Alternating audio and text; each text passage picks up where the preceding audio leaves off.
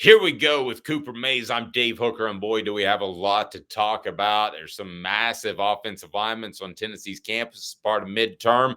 Also, there's a massive offensive lineman that's going to be in the Super Bowl, and he's one of Cooper's good buddies. So we're always rooting for Trey Smith. So we'll talk Trey, Lance Heard, and also this NCAA change that's going on in a possible super conference. What that would mean for an actual player. You're not going to have those air quotes pass games where you're able to take it a little bit easier. So physically, I'm wondering how difficult that could be. First of all, Cooper, how are you, sir? I'm really good, man. I'm better than I deserve. What about you? Morale is good here, so Good. we're excited to get rolling.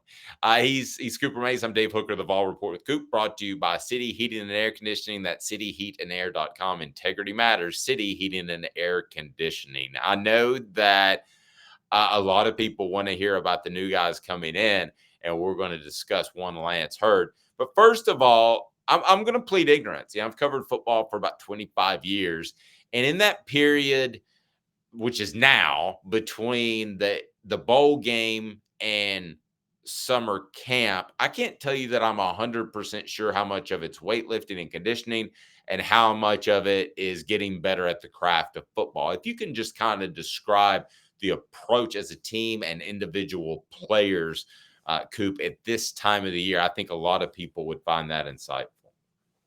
For sure.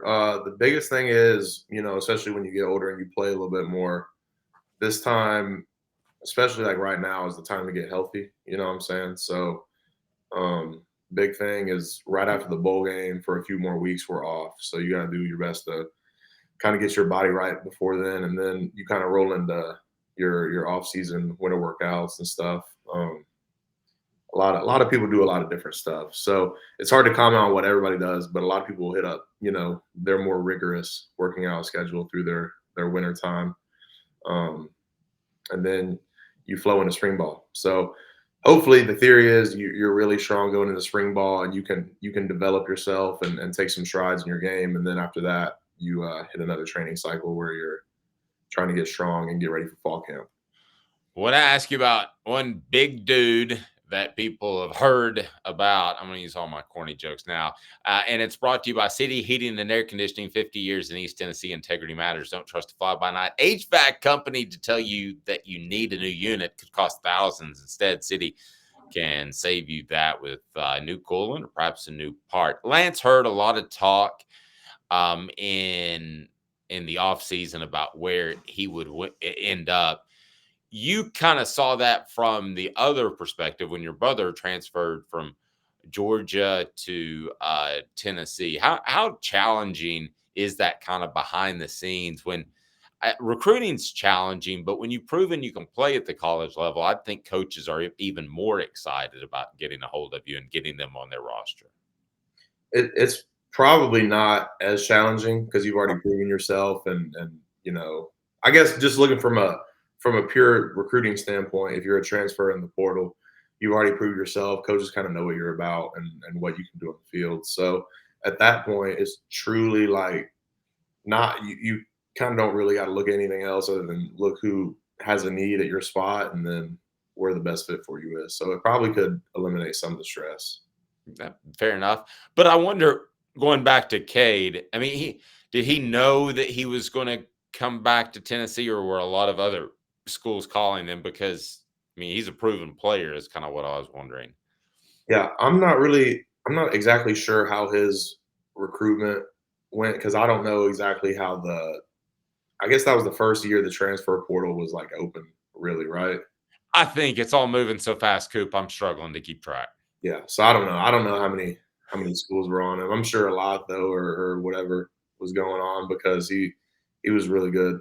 Coming out of Georgia, he had already had a freshman All-American season, and then started a good bit of games at every position on the O-line. So he was pretty highly sought after.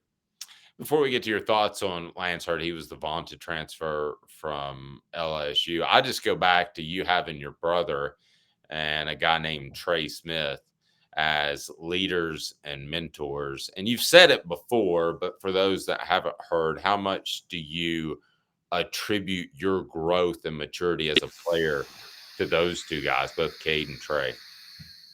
A ton for me. Cade's obviously my real big brother, I guess you could say, but Trey's on that same level too. I talk to me, Cade, and Trey talk every single night. So if we're not talking about football, it's always just something else where we're just friends or whatever. But you know, more than football, those two guys have been extremely crucial in my development in life, really. As far as Trey and the success he's having, I mean, it's kind of hard to put into words. And then he's going to have another really successful day financially one day. But when you talk to him, does he realize how blessed he is to be a part of one of the best franchises going and playing with one of the best quarterbacks ever? Because man, he's had a pretty good time in the NFL in just a short amount of time leaving Tennessee. Yeah, I think he fully appreciates it. Trey's a lot like me, honestly. Me and him are pretty similar, and he's pretty aware of where his feet are and kind of knows what he's dealing with in all situations. So I'm sure he's taking full advantage of it, and then not really taking it for granted at all. I'm not sure how much you guys have talked about Patrick Mahomes, but how does he describe Patrick? Oh man, we haven't talked much about him, but I don't know. It's just like I probably should ask more about him because that's probably what a fan would like to say. But yeah, he said he's a great leader and a real dude, and I saw he takes care of him really well. He got him some what was it, golf carts this offseason. So Did he's doing what every quarterback should be doing at that level, I guess, and doing it at a really high level. So kudos to him. when you watch Patrick Mahomes run around, and you may have a quarterback like that in Nico this season, and they're different. I'm not trying to compare the two, but Nico is a more fluid runner, and I think he keeps his eyes downfield. How does that change your approach to blocking when you've got a guy that can extend plays? Like I believe Nico can, and we know Patrick can. It definitely makes you on you're more cognizant of blocking longer, probably. You get with some quarterbacks where they're more pocket passers and can read it out really well and they'll have the ball out. So you kind of expect the ball to be over your head and you're kind of looking for it, expecting it. But with guys that can extend plays really well with their legs, I mean, you may have to block longer, but they're so much friendlier when it comes to taking sacks and stuff like that. So a guy that can get the ball out of his hands when nothing's open and then, or extend the play with his legs is super valuable to have as a lineman. You're muted. That's a rookie mistake. Speaking of Nico, how much does he change as a leader? Because this time last year it was Joe's team. Now it's Nico's team. How much does his approach change, if at all? I mean, he's gotta be the captain of the ship, and I've told him a couple of times and tried to help him out that we're gonna have his back, and a lot of the older guys are going to be right there with him and helping him along and being good influences on him and give him our thoughts and everything about how to be the best he can. So I think he's got a really good support staff around him that'll help prop him up and, hold him accountable and make sure he's doing the right stuff for that position, because he's still a young guy. He's still, at the end of the day, he's still a 18, 19, 20-year-old kid. And, he's figuring it out too, and it's his first try at this too. So we're gonna get this right. Hey, I'm curious. When you say support staff, Coop, are you talking about players in a football game? Or are you talking about coaches, parents, all of those in the periphery? I think I don't want to like limit it, but I think our whole program is pretty tight knit, and we help our own. So everybody's also obviously here for everybody, but I was specifically talking about like the leadership group. We've got a lot of old veteran guys in there that have been leading for a while now, and those are the guys that are going to help foster him up and make sure he figures it out the right way. How important is it to you to mentor him? Big for me. I'm a center, so I feel like first of all, I feel like I can talk to people and help them understand some stuff and kind of paint stuff in different pictures so they can get it different ways. But at the same time, I'm also his center, so I feel a lot of responsibility. But also because Nico came in here, he's super humble kid, super ready to work and eager to listen and learn. So I love helping people like that. When people make it easy to help them, it just makes it even more of a joy. Okay, so but I'm curious, you're super humble too, but you're also a take charge guy. So Nico's probably been humble to this point, but is he ready to be the take charge guy? I think so. I mean, I like I said to him, I was like, dude, I mean, there's no choice. The biggest thing is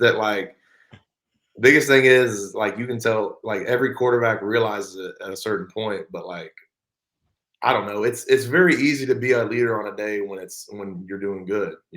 Like it's really easy to be a leader when stuff's going good, you're playing well, maybe you're doing good in life and you think your stuff don't stink. So it's easy to be a leader then, but when you're on your bad days and stuff's flying around and you're not doing your best, maybe you're a little bit sick or whatever, that's the days when it's hard.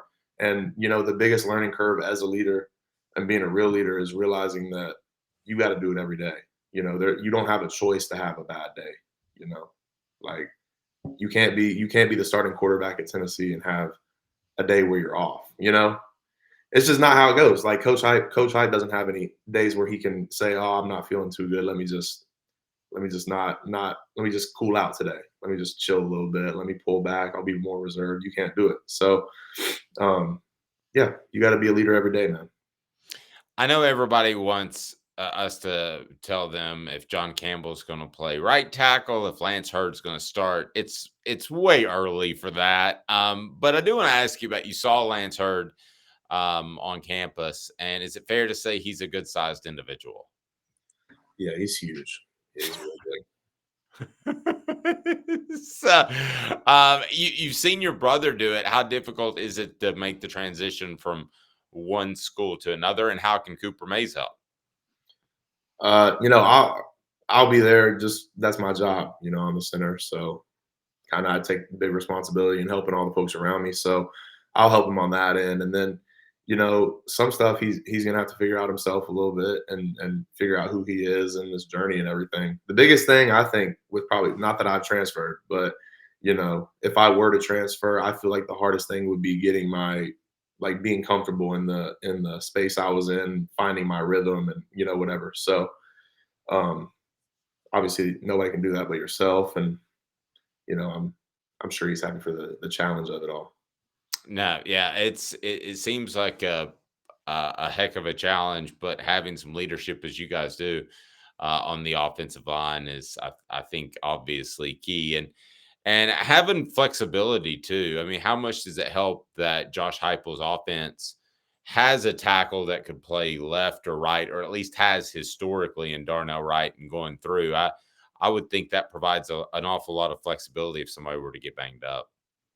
I think so. I mean, we cross train a lot of our guys, which is play left and right is basically what that boils down to in simpler terms. But I mean we got to be prepared for anything. You know how it goes. Some years you may not have any injuries, and then some years you may have five or six. So you got to be prepared for whatever comes. Do you ever snap the ball with your left hand just to keep yourself Don't do fresh? that, dude. Do not don't put that in the air, man. No, no, no. I, I had a young man tell me one time. He goes, "I can throw the ball with either hand. I'm amphibious." Amphibious. That's not the correct term, Coop. Amphibious. Maybe ambidextrous is what he was Oh, shooting. it's time for it. Amphibious. Yeah, so he could breathe underwater too. So Coop, I've gotten to know you, and I've got so much more empathy and respect and understanding for what you do on a week to week basis during football season. And then you have the NCAA, which just could go away, and the SEC and Big Ten could run it, and there could be a super conference. I mean, that we thought that could happen in 5 to 10 years. We thought a 12-team playoff would take 50 years, but now it seems to be heading at just kind of light speed. I'm curious, you as a player, and we don't have to call out any teams, but the college football is built on a collection of games, and usually 2 or 3 of them for a program like your stature is a pretty easier game. I don't want to say walk in the park, but you know what I'm going at. If that's not the case, and there are 12 difficult games each and every week where you're playing 4 quarters, how much more challenging physically do you think that might be? I think it would be more challenging for sure. I mean, considering that's your regular season, right? Yeah, I'm just taking regular. I'm not even counting playoffs. Yeah, and then if you what is the playoffs now, like 8 teams or something? Well, it's 12, so you could potentially play. I mean, if you played in the SEC championship game, you could play 12, 13. You were looking at probably 15 games to win the national title. Yeah, I mean, I don't know. It's definitely it'll be a lot harder. I don't know what the solution would be or what would be changed about it. You never really know how the landscape's going to change. I mean, my dad, I was talking about this to some people. My dad was like, we used to do spring ball and have 3 days every day, and y'all are soft now. So, like, I don't know. You never know how stuff's going to change so quick. I mean, these kids, since the season's getting a lot longer, these kids might not even really have a full like spring ball like we do, and that'll be kind of our thing. We'll be like, oh, we did spring ball. Y'all just do the season. So, who knows? I mean, it's the thing is, like you said, you think it's always going to be a lot longer down the road, but sometimes it seems like nowadays, just in the world in general, stuff just goes stupid fast. So Well, yeah, like when I was your age, I said I wrote up a way to do a playoff and how they should do that, and everything would be great. And it took them 20 years to figure it out or implement it. There are a lot of reasons because of that, but player safety was one of the reasons that are put out there. So it should be interesting to see how things shake out. I know that you're not a bury your nose in the internet and find out what people think about your team. I know that. But given that there's a 12-team playoff and you guys are at the very least going to be in the hunt, I think all season, will you pay more attention knowing that that's out there, or do you still have the blinders on Cooper Mays style? dude, I would have the blinders on. I mean, that stuff doesn't even really matter. Like, it's not even real. Like, it's at the end of the day, it's fake. Like, until you're in the playoff, it's all fake. Like, why are we even talking about it? That's exactly right. I mean, like, if you asked me 2 years ago when we were number one in the country, if we were going to be in the national championship, I would have been like, hell yeah, we're in the national championship. Like, are you kidding me? But I mean, you know how it goes. I mean, we obviously weren't in the playoff. So, I mean, I don't know. It's all fake. There's no reason to look any further than the next destination on your schedule. And it sounds like coach speak, and like it sounds like I'm just being somebody who says what a coach would want me to say, but like, why would you look any further than the next person on your schedule? Well, no, you're right. And look at, let's face it, it's a TV show every Tuesday night that whether they name you guys one or somebody else one, or they drop you behind Alabama, even though you beat Alabama in 2022, it's a TV show. It's brotainment. It's for guys like us, is exactly what it is, or guys like me. We're He the, is Cooper. we're Was the, that good? we're the new gladiators, man. Oh yeah, We're the there's gladiators. We're like the Roman Empire, but we're just we're the people inside the Coliseum, man. There's no question about it. I don't think there's any question about it whatsoever. I've thought that comparison for a long, long time. I'm just glad that you guys are finally getting your fair share, or at least a piece of the pie. He's Cooper Mays. We are proud to have him as a member of Off the Hook Sports, and we can't wait for the upcoming season. We'll visit with him weekly, brought to you by City Heating and Air Conditioning, cityheatandair.com. Integrity matters. Over 50 years in business, this has been a presentation of Off the Hook Sports.